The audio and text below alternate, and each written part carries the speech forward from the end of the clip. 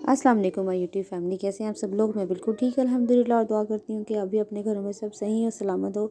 आज आपके लिए फ़िश की एक और रेसिपी, मौसम की मुनासबत से जो फ़िश है वो आजकल ज़्यादा खाई जाती है, तो फ़िश की मैं एक और रेसिपी आपके लिए लेके आई हूँ। और ये जो है रेसिपी बहुत आसानी से बनने वाली है और बहुत जल्दी जल्दी बन सकती है। इसको आप मैरिनेट करके भी रख सकते हैं। और उसके अलावा भी जो बाज़ार से हम लोग महंगी लेके आते हैं फ़िशेस बनी हुई, उसी तरह के बिल्कुल टेस्ट आपको घर पे मिलेगा। तो ये देखिए, ये बिल्कुल अंदर तक बिल्कुल टेंडर और बहुत अच्छी मज़ेदार सी रेसिपी है। तो चलिए चलते हैं हम रेसिपी की तरफ। सबसे पहले हमने ले लेनी है जनाब फ़िश का जो है ना, हमने इस तरह सिरा इसका जो रहता है, मैंने सिर्फ फ़िश दरमियान से कटवाई थी। और उसके बाद ना मैंने इसके दरमियान में ना बस ऐसे ऐसे लंबे लंबे से मैंने कट्स लगा दिए हैं। अच्छा, ये ज़्यादा गहरे नहीं लगने चाहिए क्योंकि फ़िश आपको पता है बहुत जल्दी जो है वो गल जाती है। तो हमने ना इसको बहुत ज़्यादा गहरे कट नहीं लगाने हैं। तो ये सिंपल हम छोटे छोटे से इसमें कट लगाएंगे। और अगर आपको लगे तो फिर एक कट दरमियान में भी लगा लीजिए। वैसे ये अगर नहीं लगाना चाहते तो आप मत लगाइएगा, ठीक है। सबसे पहले मैंने क्या किया कि इसके ऊपर जो है ना लाल मिर्चें लेके आधी आधी चम्मच, सबसे पहले जो है ना वो आधी चम्मच लाल मिर्चें मैंने इसके ऊपर लगाई हैं। और इसके अंदर तक इसको अच्छे तरीके से आपने घुसा देना मिर्चों को, क्योंकि जो है ना मिर्चें इसके अंदर सबसे पहले जो है एडजस्ट करनी चाहिए।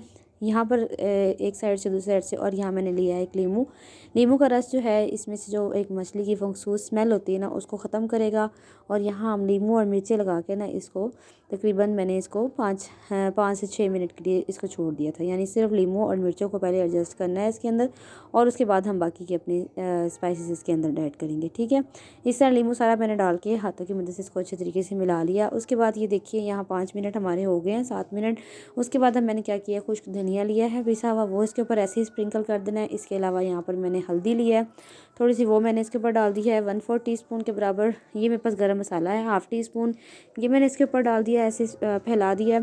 ये है लाल मिर्च कुटी हुई, ये भी आधी चम्मच है, ये मैं इसके बाद इसके ऊपर जो है वो इस तरह ही मिला दिया। और ये नमक है, नमक हाफ टेस्ट के अकॉर्डिंग डाल के, और फिर आपने हाथों की मदद से ना इसको अच्छे तरीके से इसके अंदर जो है वो घुसाना है अच्छी तरीके से। यानी कि फ़िश के दोनों तरफ जो है वो सारा मसाला मैं इसके अंदर अच्छी तरह घुसा रही हूँ, ठीक है।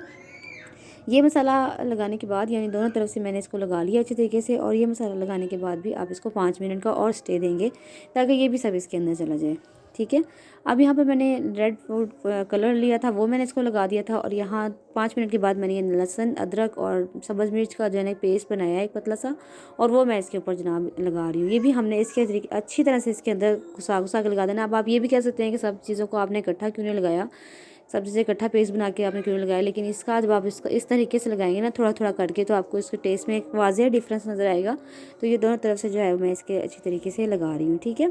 यहाँ पर ये चीज़ें लगा के अब मैं क्या करूँगी कि इसके ऊपर जो है ये मैंने लिया है 1 टेबल स्पून बेसन लिया है, और इसको भी इसके ऊपर हम इस तरह से अच्छी तरीके से फैला देंगे। ये बेसन हम इसलिए डालते हैं कि जो मसाला है ना वो वो जो है वो फ़िश को चिपक जाए। जो मसाला है ना बेसन, वो इसको चिपकाने के लिए मदद देगा। तो आपने फ़िश के ऐसे कट्स जो मैंने लगाए हैं इसको खोल खोल के इसके अंदर अच्छी तरीके से आपने लगाना है, ताकि जो है तमाम मसाला जो है फ़िश के अंदर अच्छी तरीके से एडजस्ट हो जाए, ठीक है।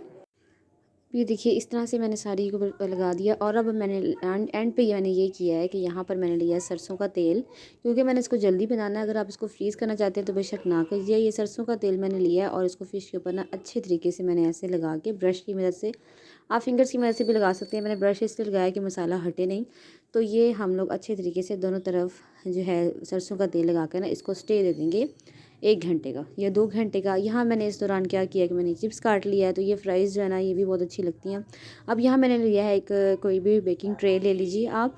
अगर आप इसको बनाना चाहते हैं स्टीम में, तो स्टीम का तरीका मैंने कल वाली वीडियो में अपने बताया हुआ है कि पहले आप पैन में पानी लीजिए देसी में, उसमें को स्टैंड लगा दें और उसके ऊपर जो है या जाली रख के, तो आप इसको थोड़ा सा पानी डालकर इसको स्टीम दे दें आधे घंटे के लिए, 15 से 20 मिनट के लिए। और उसके बाद जो है ना स्टीम देंगे तो उस पर कलर वैसा नहीं आएगा। और फिर आप इसको तवे पे रख के ना तो ऐसे कलर दीजिए, खाली तवे पे हल्का सा घी डाल के आप इसे कलर दीजिए। मैंने ओवन में बनाया तो इस तरह मैंने फॉइल पेपर, इसी तरह से आप फॉइल पेपर लगा के तो आप स्टीम भी दे सकते हैं प्लेट में।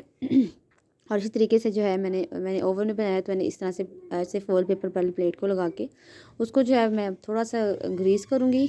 यहाँ पर भी मैं सरसों का तेल का ही इस्तेमाल कर रही हूँ। सरसों का तेल में फ़िश बहुत अच्छी बनती है, तो ये मैंने ग्रीस इसको कर लिया अच्छी तरीके से। तो ऐसे मैंने ना ऐसे ऑयल से इसको ग्रीस किया ताकि हमारी फ़िश नीचे चिपके नहीं। और फिर इसके ऊपर जो है फ़िश रख के मैंने अच्छे तरीके से सारी तरफ लगा के, तो फ़िश जो है ना मैंने इसके ऊपर ऐसे रख दिया, इसको इस पर कन्वर्ट कर दिया। और फिर मैंने इसको ओवन के अंदर 25 मिनट्स के लिए रखा था, ऊपर और नीचे दोनों की जालियाँ ऑन करके। और 5 मिनट जो है ना, 5 से 7 मिनट जो है ना, मैंने 7 मिनट जो है ना, मैंने ऊपर वाली ग्रिल ऑन करके तो इसको रख दिया था कलर देने के लिए, ठीक है ना।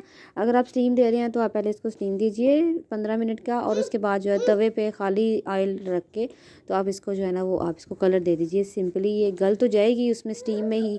तो अगर ये तवा फिश इस तरह से लोग बनाते हैं ना, तो ये जो है ना, मैंने इसको ओवन में इसको रख दिया। और साइड पे मैंने ना इसको ओवन में रखने से पहले मैंने साइड पे जो आपको मैंने फ्राइज़ बताए थे, वो फ्राइज़ मैं यहाँ साइड पे रख रही हूँ। और इसको जो है फ्राइज़ के जो है ना, वो भी हमारे साथ के साथ गल जाएंगे, ज़ाहिर सी बात है इसके साथ।